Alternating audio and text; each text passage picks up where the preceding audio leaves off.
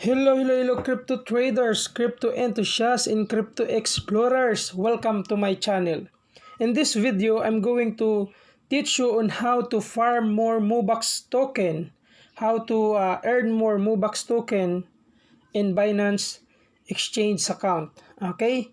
As you can see, I am in my spot wallet account.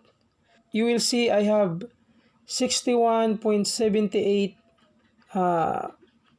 Mobox token.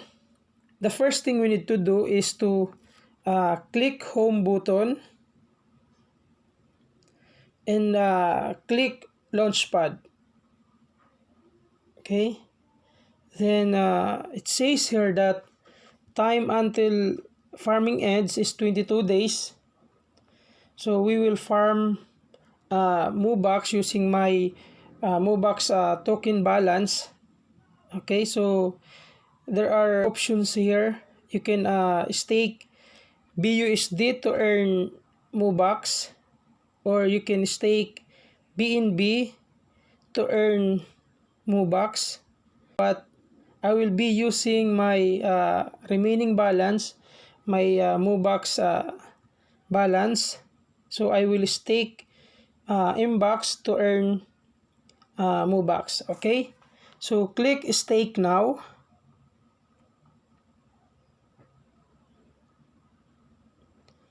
The annual percentage yield is 58.60%. So you will see here the total Mbox stake. And let's start staking. If you don't have Mbox token, you can click this button buy Mbox. But I already have Mbox token, so I will click stake. I have 61.7893 Mbox balance. Click stake. Click max. Then stake.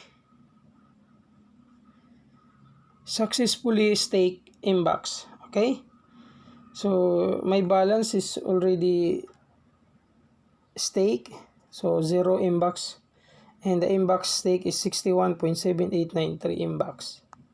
Okay, so my stake is 61.7893 Mbox.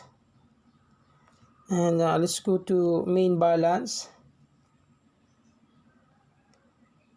Okay, click wallet, click overview, then look for earn button.